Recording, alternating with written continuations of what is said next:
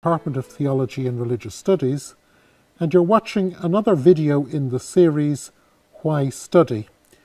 With me today I've Dr. John Hoover, who's our expert in Islamic studies, and he's also an expert in the work of Ibn Taymiyyah, who is a famous Arabic historian. And John, why study Ibn Taymiyyah? Well, Ibn Taymiyyah is well known for many reasons. Let me start with the security reasons. He is quoted as an authority by Osama bin Laden, and that tends to get people's interest immediately. And then he's also famous for having written a large work on Shiism, which is feeding into a lot of Sunni Shia polemics today. He was himself a Sunni. He lived most of his life in Damascus, and there were Shia-Sunni tensions in Damascus at that time. He also wrote the largest refutation of Christianity in the whole Islamic tradition.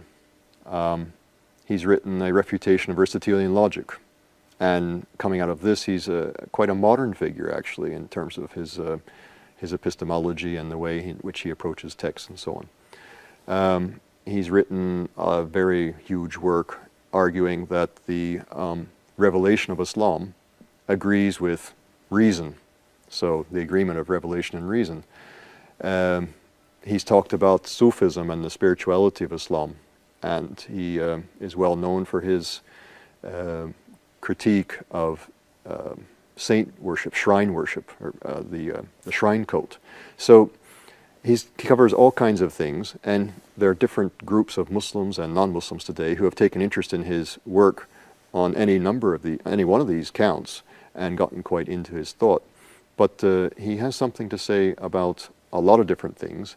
He stands about midway between the beginning of Islam and the present day. He lived in the late 1200s, early 1300s. He died in 1328.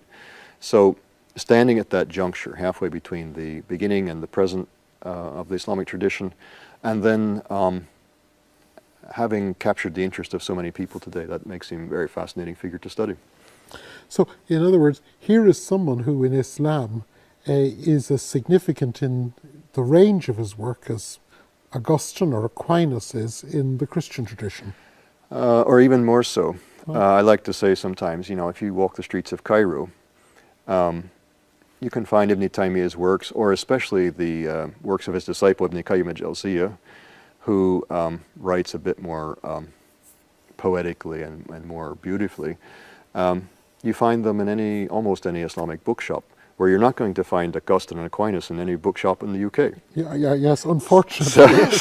So there's a sense in which Ibn Taymiyyah and Ibn Qayyim al-Jawziyah, his student, are more present in centers like Cairo and. So studying him is not just studying the historical thought in the way that we might study the historical thought of some great thinker in the past. It's actually studying a living force in Islamic understanding today. Yes, studying Ibn Taymiyyah is indeed studying a living force in the Islamic tradition, the present-day Islam. To what extent is Ibn Taymiyyah today? We spoke earlier about him being a living force. Mm-hmm. What would you say is the most salient of his thoughts that is active today? He really believed firmly that the religion of Islam was rational and agreed with reason, and he worked hard to show that. So he's an apologist, and I think that connects very closely with what many modern Muslims, not all modern Muslims, but many modern Muslims are seeking, is a rationalization and an attempt to explain the Quran and the tradition of the Prophet Muhammad in a way which makes sense. He's trying to make that make sense. It's reasonable. Okay. We have tried in this short film to introduce the thought of a great thinker. I hope you found it interesting, and I hope that it has helped you to discover more and whet your appetite to study even more. John, it's been great having you. Thank you. Thank you for watching.